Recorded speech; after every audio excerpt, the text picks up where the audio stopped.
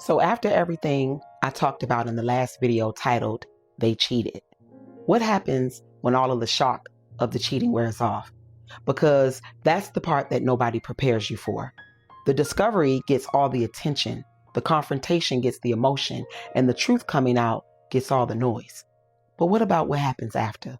When things go quiet, when they're still there, when you're still there, when life is still happening, but now everything feels different. Have you noticed that? See, it doesn't just end once you find out. That's actually where it starts to get complicated. It's the day that the Lord has made. Because see, in the last message, it was about the betrayal itself. But this message is about the aftermath. The part where you're still functioning, but nothing feels stable inside of you anymore. And I want to be honest with you.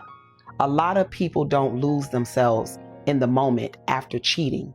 They lose themselves in what they try to become after it. They start asking questions like, do I stay?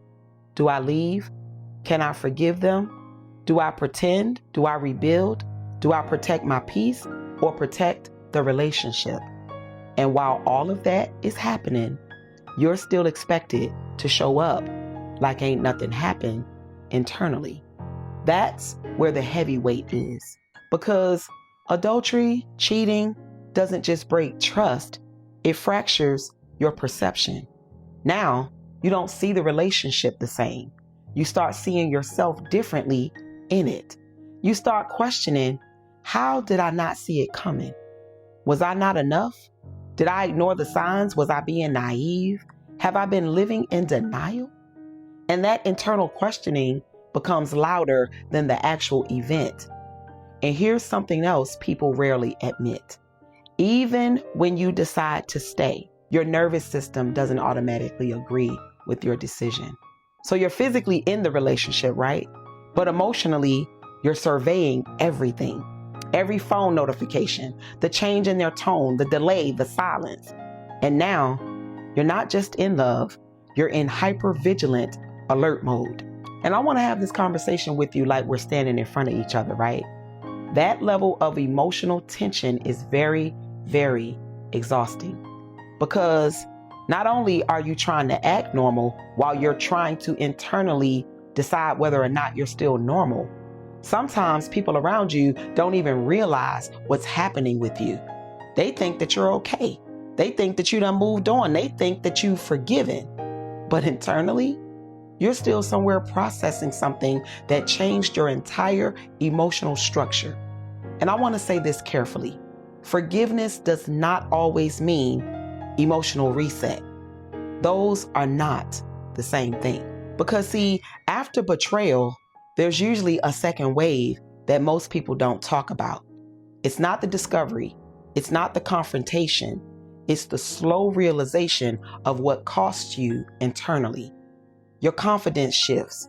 Your openness changes. Your trust gets selective. Your softness becomes heavily guarded. And even when things look okay on the outside, you're not the same person inside the relationship anymore. And that creates tension inside.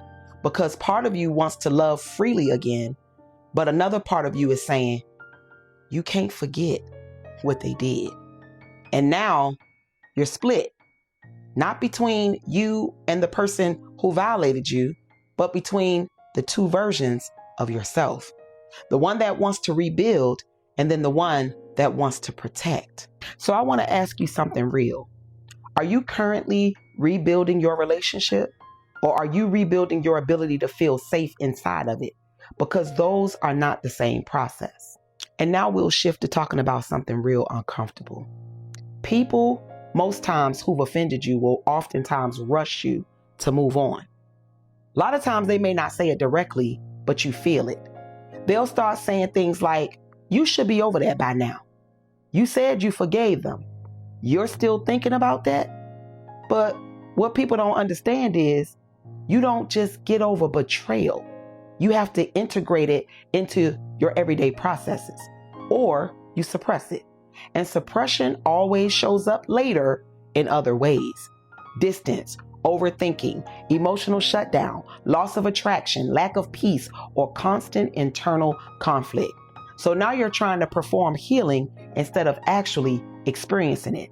And that's why some people stay stuck for years without ever realizing it.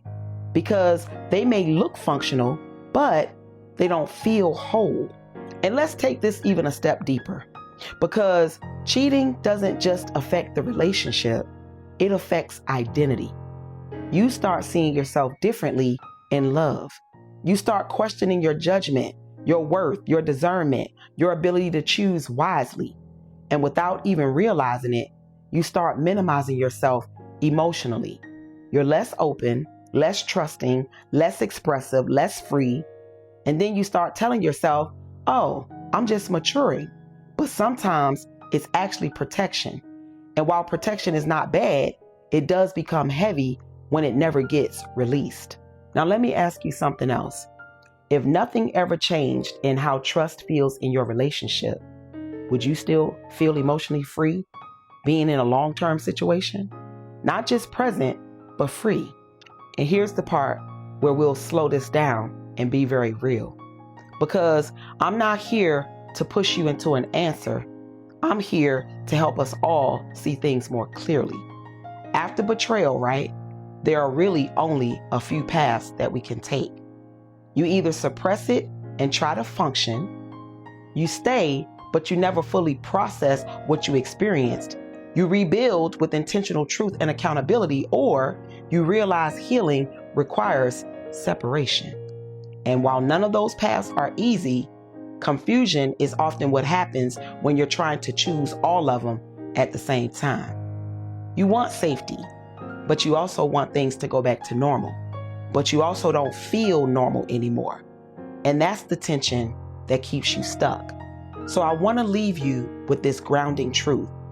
Healing after betrayal is not just about what they did. It's about what awakened in you. And God is not just concerned with restoring relationships. He's concerned with healing and restoring you. Because even if the relationship changes, you are still responsible for not losing yourself in what happened. So wherever you are in this process, please don't rush clarity. Don't perform healing. Don't ignore your internal truth just to keep external peace. Because peace that costs you your identity is not real peace. It's survival dressed up as stability. And you and I were never meant to live in that space permanently.